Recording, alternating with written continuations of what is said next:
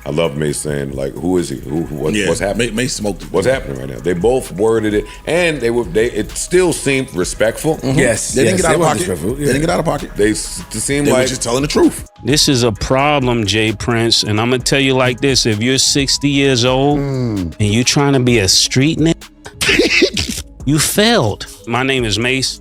I stand by this message. We not your little niggas. Like the way you talking, I don't get what you mean. For real, all that big homie stuff, that's for little niggas. Little niggas have big homies. We're not little niggas. So we don't even respect big homies. I know Killer doesn't. And for me, I never respected niggas in the streets. That's why I always got the problems I got. Who is this nigga? That's how I feel listening to this, man. Like, Jay Prince has a message for both of y'all with your comments after what you guys had to say about Shakur. He said, numbers don't lie, haters do. Let their haters say that he's boring and nobody wants to watch him. Sorry to tell you, it's just a select few of you haters. As you can see, there's proof that he has the #1 ratings in any fight on ESPN this year, the top 3 ratings since 2022. And to all of you haters who want to escalate that hate outside of the ring, I'm Shakur's manager and I handle all his business outside of the ring. In other words, Cam and Mase, I will fade all his shots and take all bets. so then we talking to you then, all right?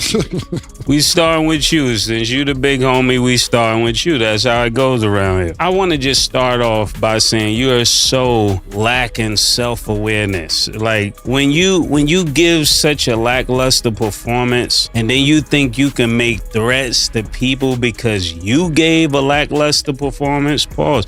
You don't have the right to tell me what I should like or to tell Cam what he should like. That's not your place. Ain't no way this just happened. Mase really went there. The whole hip-hop scene lost it when Mase, one half of the viral It Is What It Is crew, took direct aim at one of the most feared figures in the game, Jay Prince. Yeah, that Jay Prince, the Houston heavyweight who built Rap A Lot Records and still holds major power in both the streets and the industry.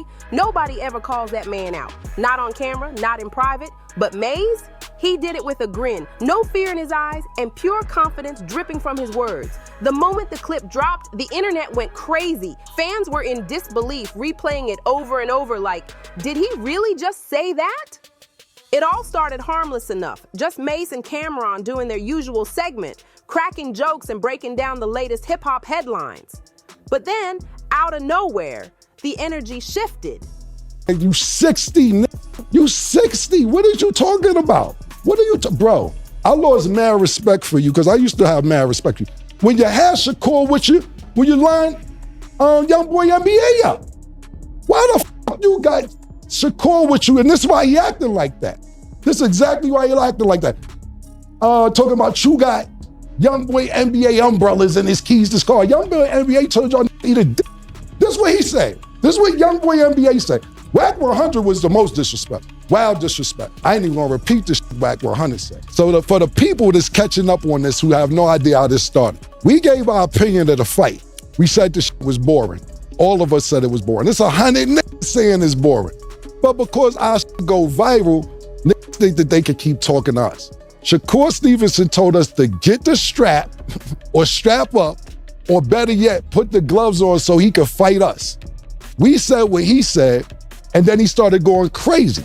So look, I gotta ask, I think I'd be remiss if I don't. Any message for Cam and Mase? Y'all been going back and forth a lot over the last week. Them old niggas, they ain't got my respect.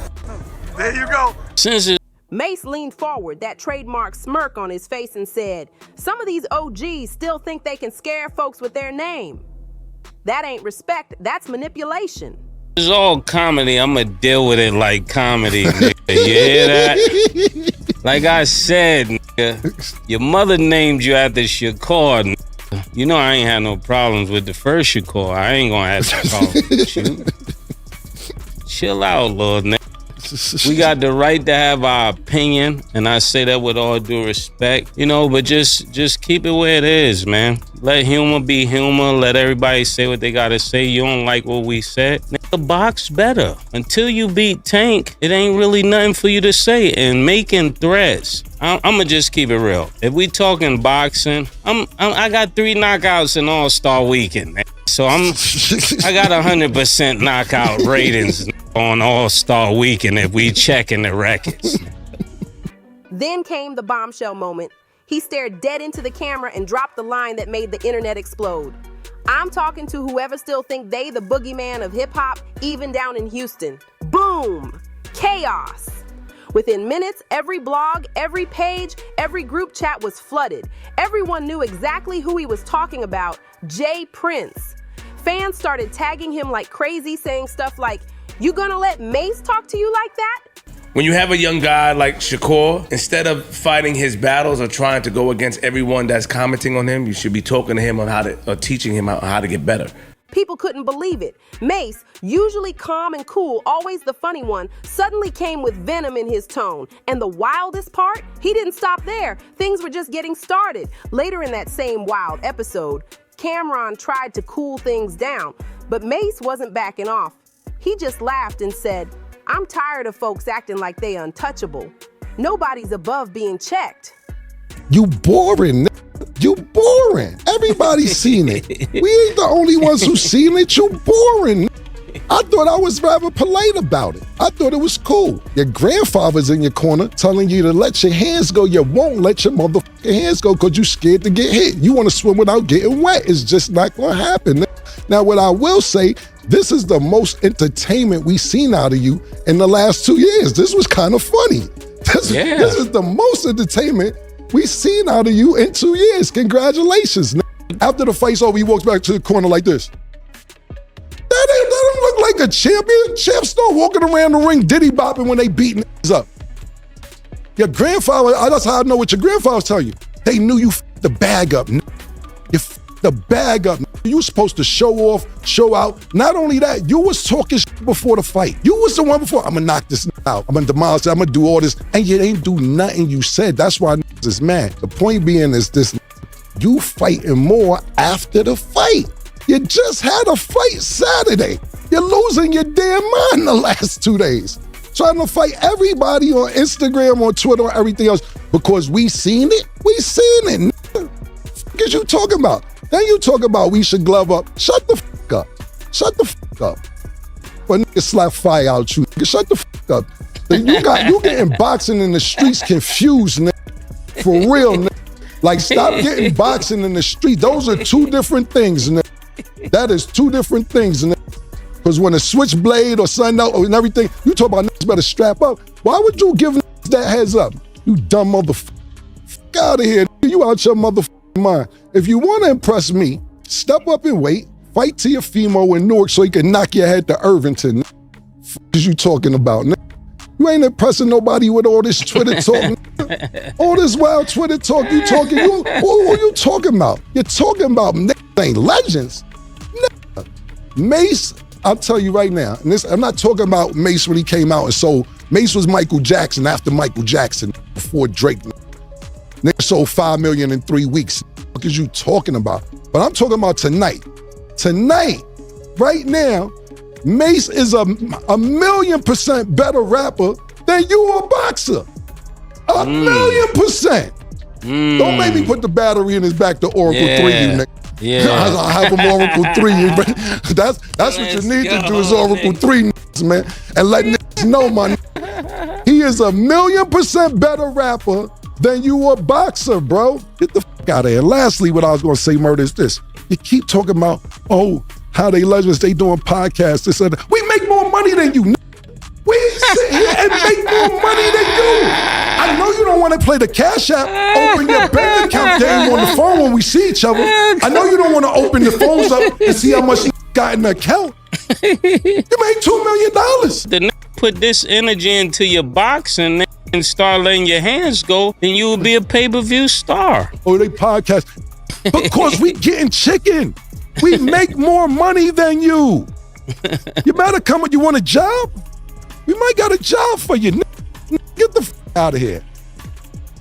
Yeah, Murder. The whole studio went silent for a split second. Then the crowd erupted.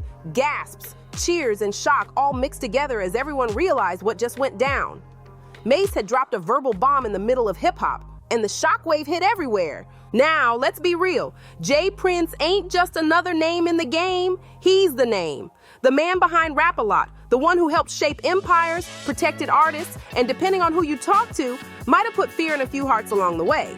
So when Mase decided to challenge that aura, it was like he cracked open a door no one else ever dared to touch. People had been whispering it for years, but Mase was the first to say it out loud. Fans couldn't stop debating. Some called it brave, others called it straight up career suicide. But one thing's for sure, everyone was talking. Jay Prince built his name off respect. The quiet kind, the kind earned behind the scenes, not on social media. And in one bold sentence, Mase shattered that silence like glass. And then came the reaction. Houston heard it first, and within hours, Jay Prince's name was trending across the entire country. Blogs jumped on it. Reports flew out saying his camp was not happy.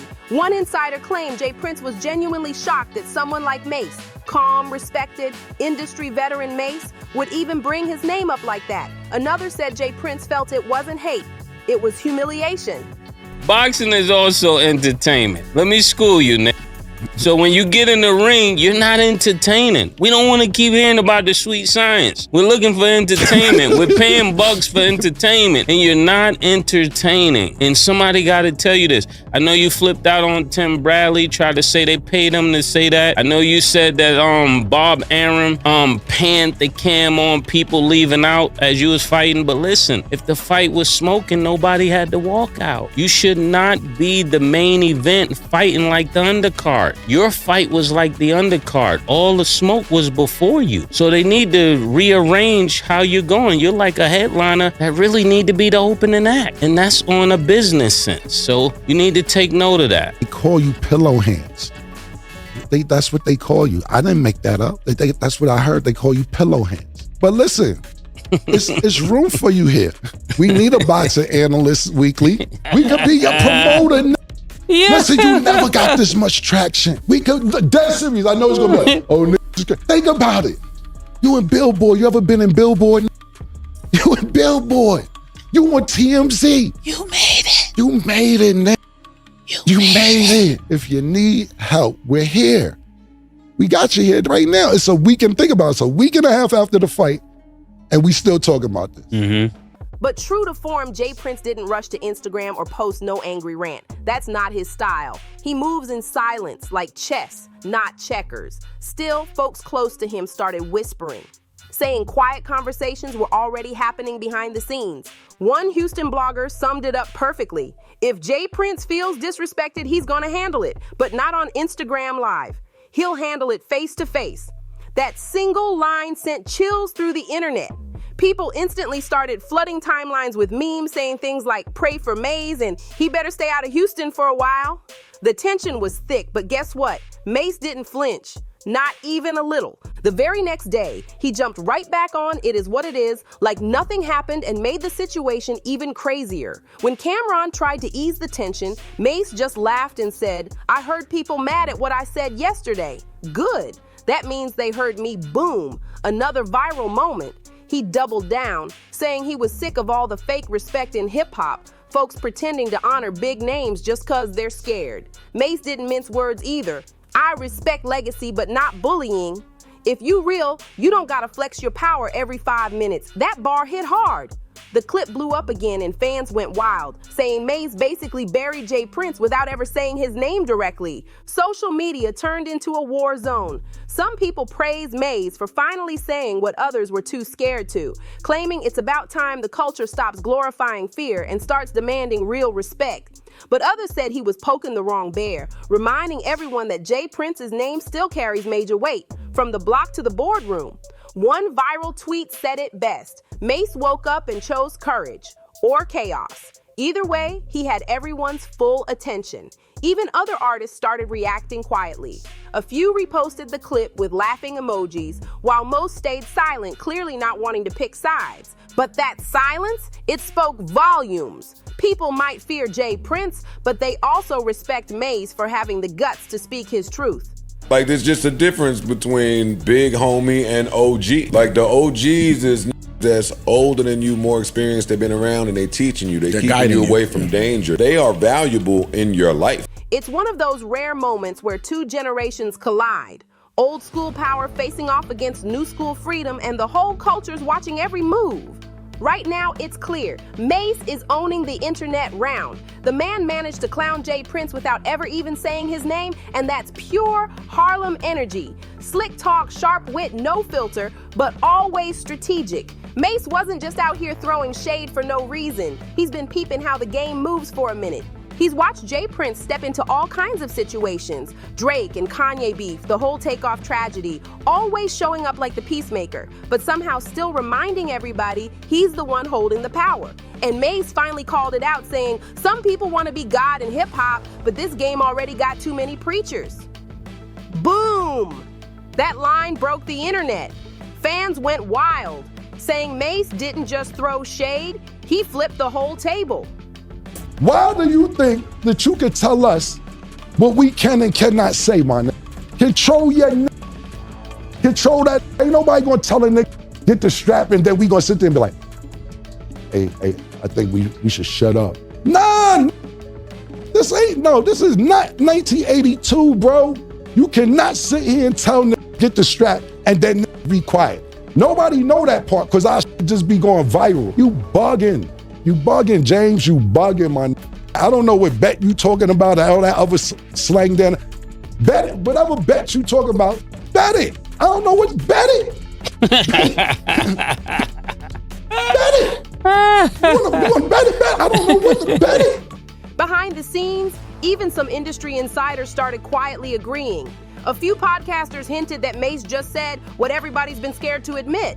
One insider even told the show, Jay Prince been untouchable for too long. People act like he can't be criticized. Another voice chimed in, saying, Mase just showed that this new era don't fear the old guard anymore. And that right there, that's the whole point. The game's shifting. The new school ain't scared to speak up, even against legends. Then finally, days later, Jay Prince broke his silence. He didn't rant, he didn't go live, he just posted a single black background message on Instagram that read, respect is earned, not demanded. The caption said, some people confuse clout with courage. Everybody knew exactly who that was aimed at. No question. But Mase? Oh, he handled it like a master. On his next show, he just laughed and said, I'm not beefing with no motivational quotes. The crowd lost it. The whole room burst into laughter. In one slick sentence, Mase turned Jay Prince's serious tone into straight comedy, flipping the power dynamic completely. That's how he embarrassed him even more, by making the king of silence look like the punchline. People online couldn't stop talking.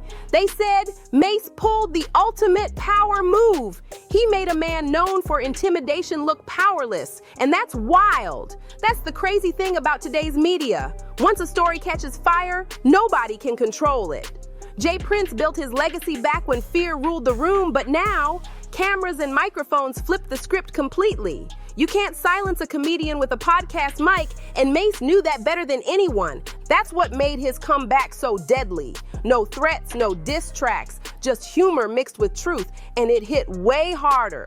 By the end of that week, It Is What It Is shattered its own viewership records.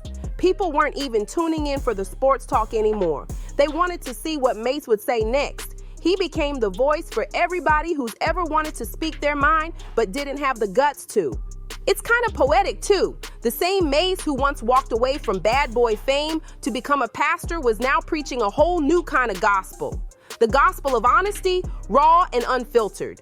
And for the first time in years, Jay Prince didn't have the last word. Now that the smoke's finally settling, everyone's watching to see what happens next. Will Jay Prince clap back for real or just let it fade into silence? So far, he stayed quiet, except for that one cryptic post. And that alone says a lot.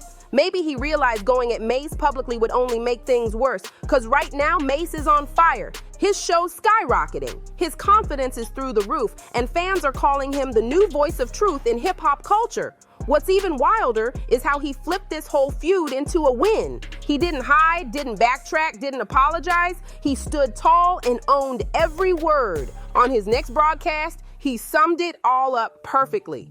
I ain't got no problem with nobody, but I ain't scared of nobody either.